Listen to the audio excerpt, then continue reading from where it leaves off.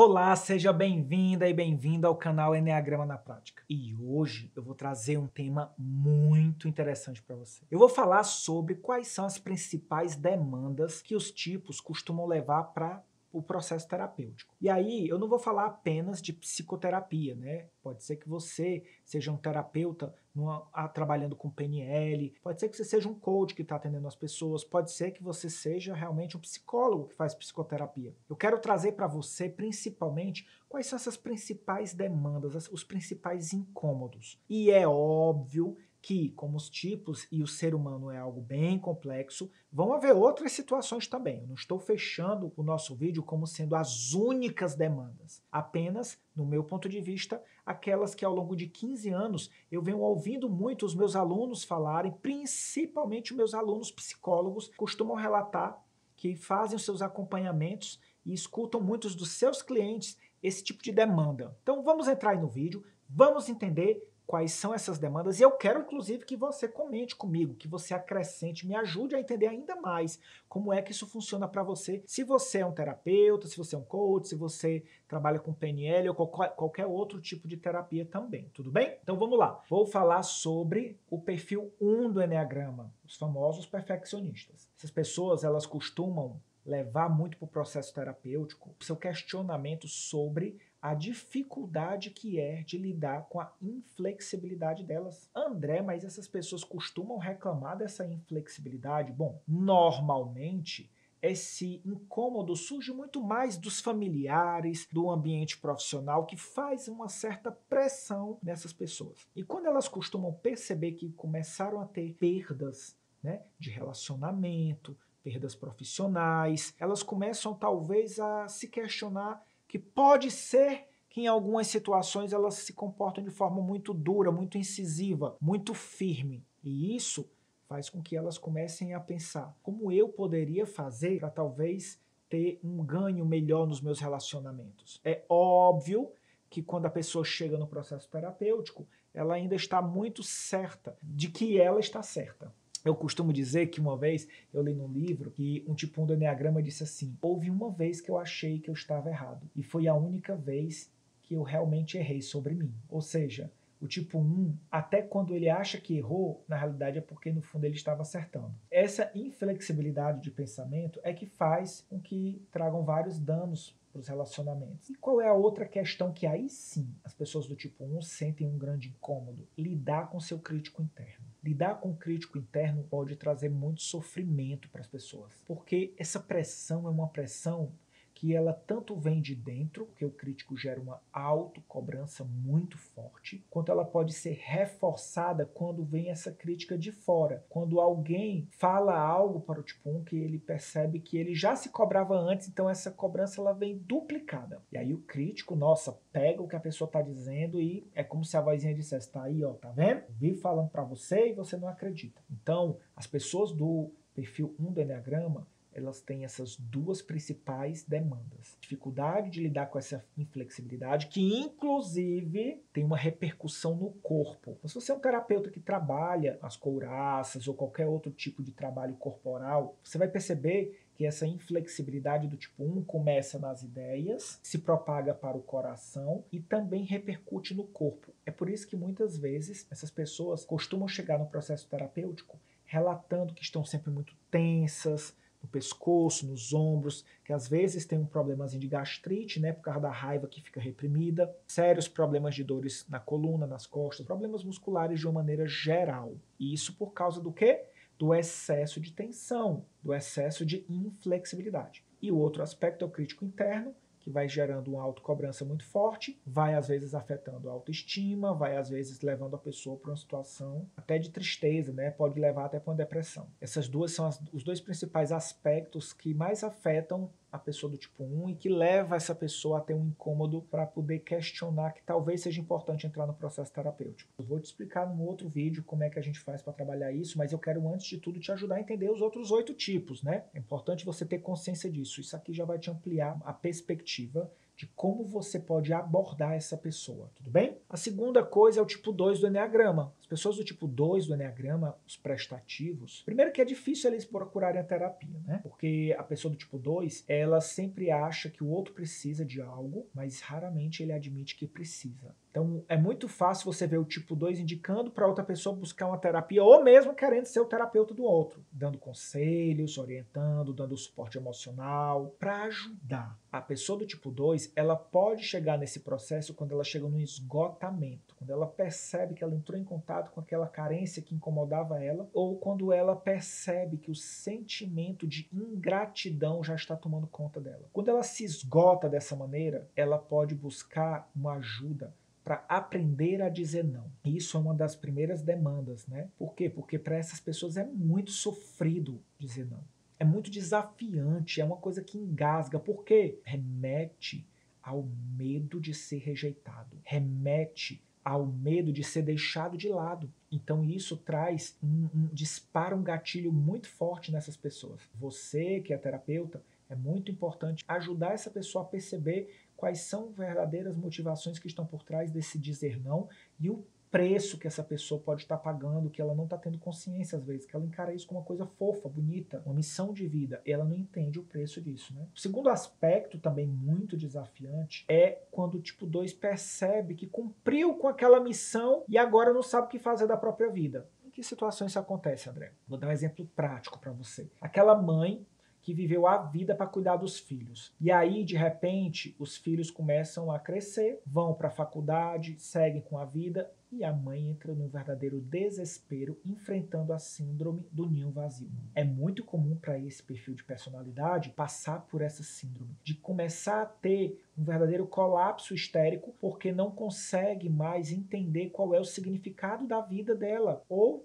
da vida dele, né? Quando os filhos tomam própria trajetória, quando os filhos seguem. Inclusive, você vai observar, terapeuta, que um dos grandes dilemas que o tipo 2 às vezes alega, porque ele distorce a realidade, é que às vezes ele vai para a terapia porque ele está pensando num jeito de ajudar o filho ou a filha que está traçando caminhos que ele tem medo de que essa pessoa sofra. E aí ele vai em busca do terapeuta como uma maneira de buscar recursos para ajudar esses filhos, quando na realidade o que está por trás é o medo de perceber que esses filhos vão seguir um próprio caminho, que estão saindo debaixo das suas asas e que ele agora precisa lidar com a carência emocional que ele possui, que precisa lidar agora com a própria companhia que durante muitos anos eles evitam e focam a atenção nos filhos, no marido, na esposa, para poder tirar a atenção de si, né? Então, essa pessoa, quando ela vive em função de alguém e essa pessoa parte, a pessoa do tipo 2 fica completamente desnorteada. Isso também pode acontecer, por exemplo,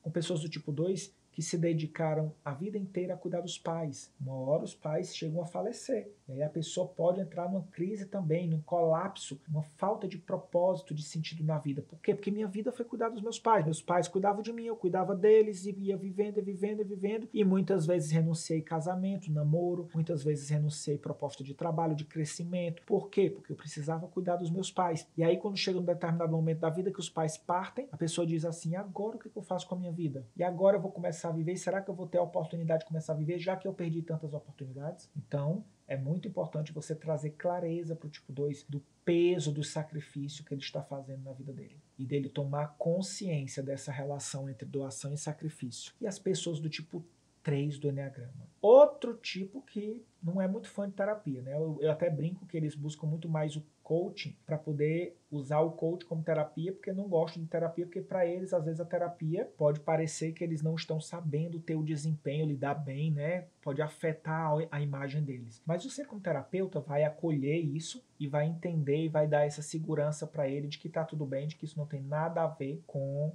uma questão de ser ou não ser uma pessoa competente para lidar com as questões da vida. Mas isso não é necessariamente a primeira coisa. A primeira coisa que seria uma demanda que eles levam é quando eles precisam, às vezes, ter que lidar com a rejeição. Se em algum momento da vida pessoal ou profissional eles percebem que passaram por uma rejeição muito forte, isso pode gerar eles a essa demanda. E às vezes a gente observa isso, por exemplo, quando o tipo 3 dedica toda uma vida a trabalhar incansavelmente, justificando para si mesmo que aquilo que ele está fazendo é pela família, e aí chega uma hora que a esposa simplesmente diz, não dá mais, você é casado com o trabalho, não existe espaço na sua vida para mim. Já que você é casado com trabalho, fique casado com o trabalho que eu estou seguindo minha vida. E aí nesse movimento, tipo 3 se vê só e ele começa a ter que lidar com outra coisa que é incômoda, o próprio fracasso. E aí ele vai precisar lidar com o fracasso no papel de pai, no fracasso no papel de mãe, no papel de cônjuge. Então esse fracasso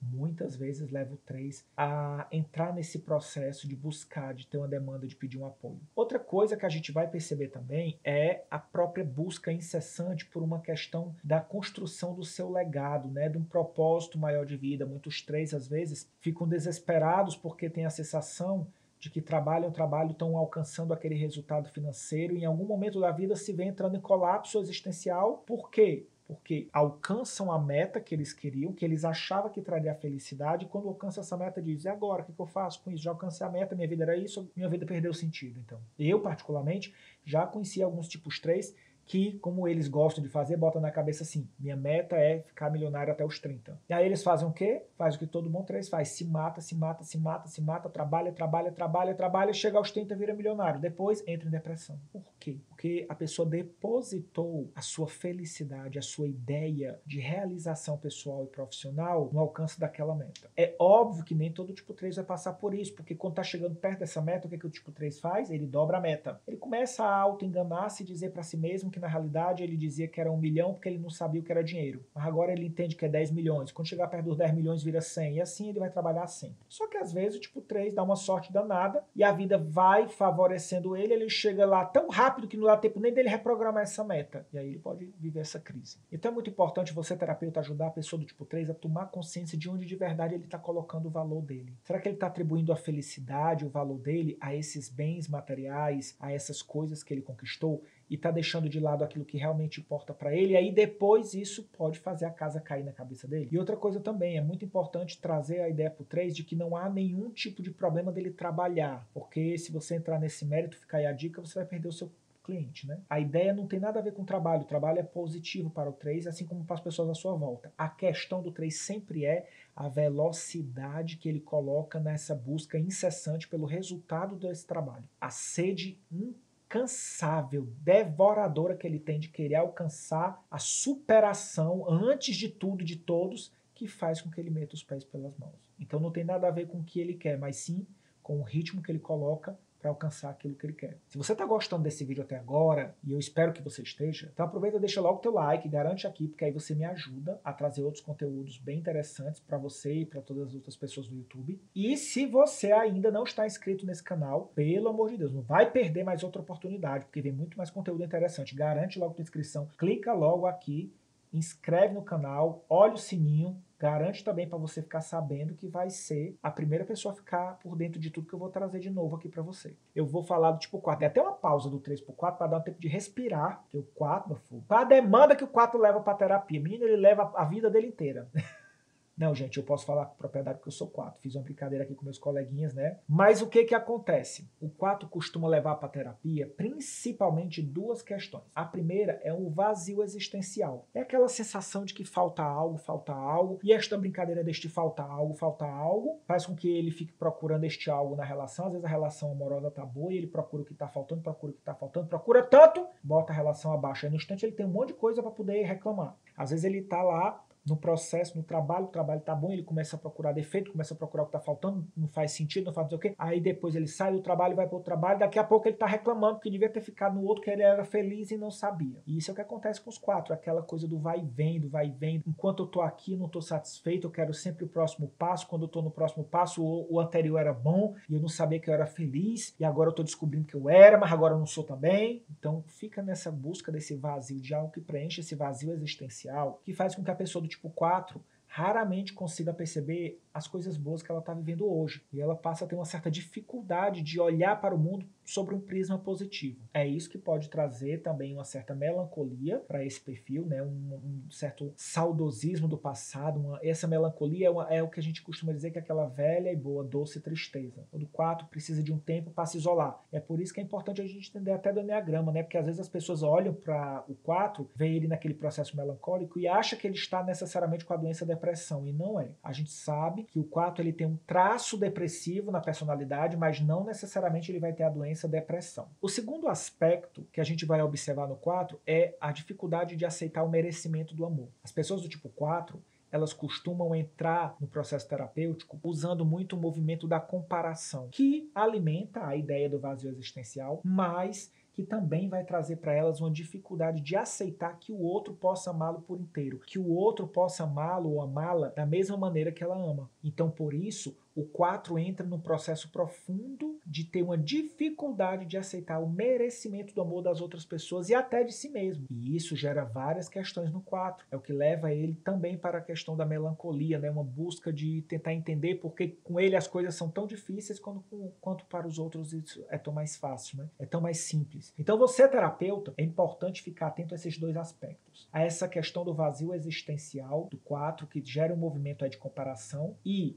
começar a mapear e ajudar o 4 a perceber no processo terapêutico, como na fala mesmo dele, ele traz uma dificuldade de aceitar o merecimento do amor das outras pessoas em relação a si próprio. E aí você já dá ali um caminho de como você pode trazer para a pessoa uma lucidez em relação a aspectos que ela às vezes não consegue dar o nome, mas só em dar o nome já começa uma mudança positiva. O tipo 5 do Eneagrama. Esse é bem desafiante também de chegar no processo terapêutico, né? Até porque a personalidade tipo 5 valoriza demais a privacidade e a questão da independência. Então, 5 pensar que precisa de alguém para entender os próprios processos já é um sinal de maturidade, né? O que acontece? Normalmente, o tipo 5 cai na terapia muito mais porque os pais ficam preocupados dizendo que este menino, esta menina é muito esquisito e bota o menino lá na terapia. Segunda coisa, pode ser que o tipo 5 entre na terapia porque vai haver ali às vezes um certo incômodo com as cobranças externas que as pessoas fazem em relação a ele. As pessoas ficam sempre cobrando que ele tem dificuldade de demonstrar amor, que a pessoa do tipo 5 tem dificuldade de falar, e às vezes a pessoa do tipo 5 fica triste, né? Quando escuta, por exemplo, um filho, uma filha dizer, você não me ama, você nunca diz nada, você nunca expressa nada. Então, às vezes, isso é suficiente para gerar um incômodo e fazer uma pessoa do tipo 5 buscar a terapia até para entender e a processar essa desconexão emocional que faz com que, às vezes, até o próprio 5 se sinta como sendo uma pessoa excêntrica, diferente, quase como se ele se questionasse assim, nossa, às vezes eu me acho que eu não sou normal como as outras pessoas. E aí é importante você ajudar esse 5, né, a compreender que isso é um processo interno dele, mas que ele pode sim, inclusive, demonstrar amor e que isso muitas vezes é apenas uma questão de um certo padrão repetitivo da personalidade. O segundo aspecto, que também é muito desafiante para as pessoas do tipo 5, é a própria questão do vazio interior, que por mais que a pessoa se sinta cobrada, ela olha para dentro de si e diz, mas eu não consigo sentir, eu não consigo perceber o sentimento. Então você pode ajudar essa pessoa a trazer esses sentimentos para o momento presente, trazer clareza para que ela comece a dar nome para esses sentimentos e dessa maneira conseguir reconectar, né? É conectar com as emoções no plano presente, né? Então isso vai ajudar bastante. E as pessoas do tipo 6 do Eneagrama, os precavidos? O que as pessoas do tipo 6 costumam levar como demanda para terapia? Bom, a primeira coisa é o medo, é óbvio, que vai ali repercutir de várias maneiras. Então, princípio de ataques de pânico, pode trazer uma insegurança excessiva, uma paralisia analítica, onde a pessoa vê que ela tem muitas demandas, que ela tem uma possibilidade de fazer algo e ela não consegue discernir se vai, se não vai, se fica em cima do muro e paralisa. E qual é o preço disso? Uma grande perda de oportunidades. Você vai ver que um processo muito claro que os tipos 6 passam, e você, terapeuta, pode ajudar eles a entender isso e dessa maneira eles até conseguirem identificar qual seria o primeiro passo na transformação deles, é o processo de autossabotagem. Pessoas do tipo 6, elas têm uma grande facilidade de se autossabotar, justamente porque elas não acreditam que podem, elas não acreditam que conseguem. Então as pessoas do tipo 6 entram nesse movimento de autossabotagem inconsciente e eles ficam o tempo todo procurando tudo que pode dar errado e isso gera tanto medo, tanta insegurança que eles desistem às vezes na metade do caminho. Então você, terapeuta, Precisa ajudar. É importante que você ajude o seu cliente tipo 6 a identificar esse processo de autossabotagem. Quais são os gatilhos que disparam ele? E que momento que ele percebe que o medo está manifestando dentro dele? Como esse medo se manifesta? Porque ele se manifesta de forma física. Então é importante você ajudar o seu cliente a perceber como esse medo de forma física se manifesta para que ele saiba dizer, ó, isso aqui é o medo do 6 que habita em mim, isso não é real, ou pode até ser real, mas eu escolho fazer diferente e assim começar o seu processo de empoderamento. Tudo bem? Lembrando, se ainda não curtiu, curte. E outra coisa, eu quero te convidar também a compartilhar esse vídeo, né? Envia ele para o máximo possível de pessoas. Você pode, inclusive, ajudar muitas pessoas a tomarem consciência. Às vezes a gente nem sabe que alguém está passando por isso. Aí você manda um vídeo desse e diz assim, olha, dá uma olhada, que vídeo curioso. E a pessoa assiste, toma consciência e percebe e começa a iniciar uma mudança. Você pode ser alguém que vai transformar a vida de uma pessoa que você nem imagina. Então vamos lá, o tipo 7. E o tipo 7 vai para terapia, e o tipo 7 precisa de terapia, André? Ó, vou dizer que é bem desafiante você ver um tipo 7 indo para terapia, mas eles vão também, viu? A primeira coisa que o tipo 7 vai levar para a demanda da terapia é a dificuldade que eles têm de lidar com as escolhas. É porque o 7, ele não considera que quando ele faz uma escolha, ele na realidade escolheu. Toda vez que um 7 faz uma escolha, ele tem a certeza de que na realidade ele fez uma renúncia. E ele pensa sempre naquilo que ele renunciou. Então, por exemplo, a pessoa do tipo 7 decide casar, ama muito a pessoa. E aí você vai ver que a pessoa chega lá, senta lá para conversar com você e ela diz assim, olha, eu quero casar, mas eu estou me sentindo em dúvida, estou inseguro, eu estou aqui pensando, será que é o momento certo, será que é? E aí você pode guiar a pessoa para validar com ela se na realidade o que ela está passando é um certo medo de pensar, será que essa pessoa vai me fazer feliz? Será que eu vou renunciar todas as outras dezenas e centenas de mulheres ou homens que eu poderia ter e vou me prender a uma única pessoa? Será que de verdade isso não vai virar uma rotina? Lidar com essa questão da escolha e da renúncia das oportunidades é um grande sofrimento para quem é 7. Isso pode realmente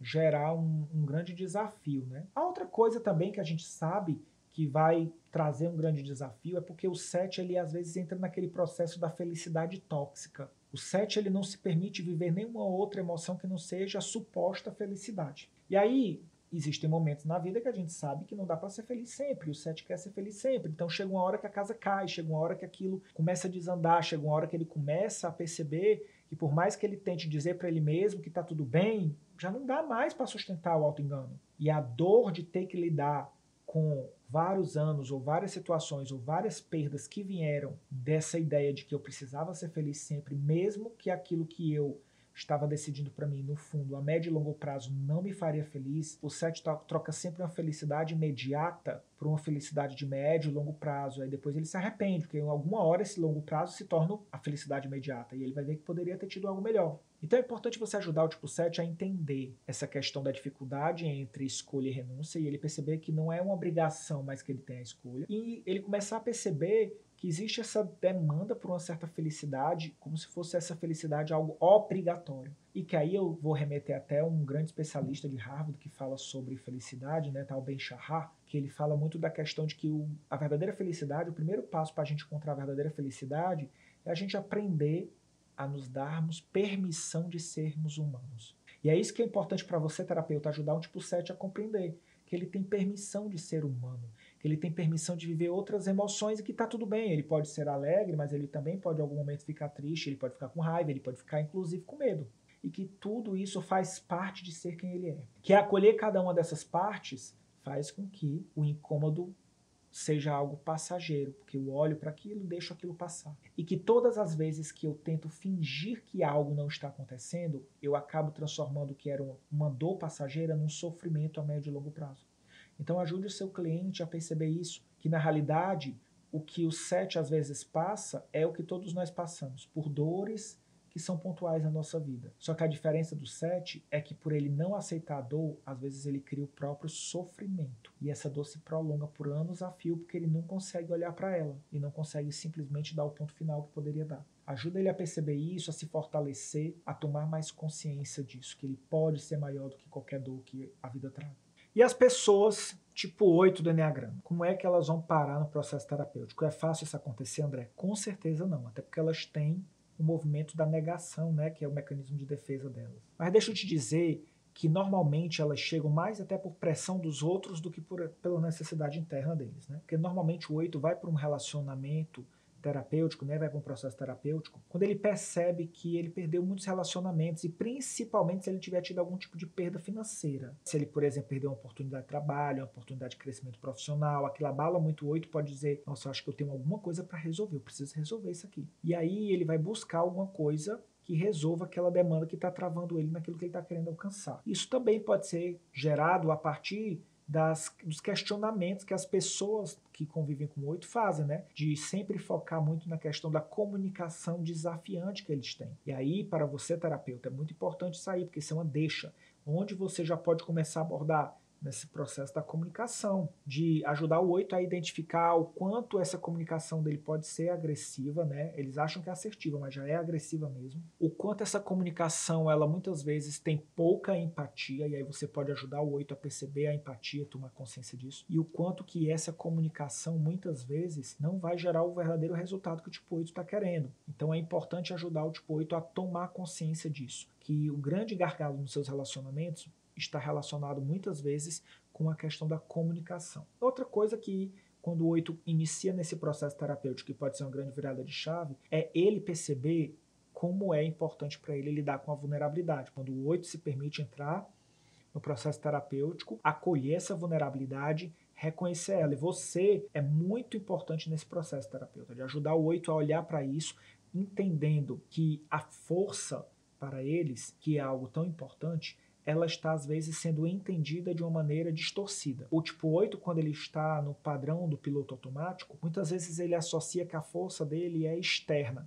É aquilo que ele consegue demonstrar para as outras pessoas, através dessa dureza dele. E que quando o 8 de verdade entra no processo de transformação, ele ressignifica isso e ele percebe que a força é interna. É muito mais do quanto ele consegue canalizar a força do amor, de ser mais receptivo ao outro, e que na realidade, quando ele de verdade está muito seguro de ser quem ele é e dos sentimentos que ele realmente tem, ele não tem por que ter medo de demonstrar esses sentimentos positivos, porque isso não fará dele uma pessoa fraca, muito pelo contrário, fará dele uma pessoa corajosa de admitir tudo que sente. Outra coisa significativa também é você ajudar ele a aprender a falar com as pessoas de uma maneira que seja mais empática e escutar de uma maneira mais empática. Então fica aí essas dicas. E a pessoa do tipo 9 do Enneagrama, André? Quais são as demandas que um 9 leva para o processo terapêutico? A primeira delas é que normalmente também o 9 nem sempre procura o processo terapêutico, né? Ele é levado para o processo terapêutico por alguém. Muitas vezes os pais que ficam desesperados achando que o menino e a menina não quer nada com a vida. Mas isso a gente vai perceber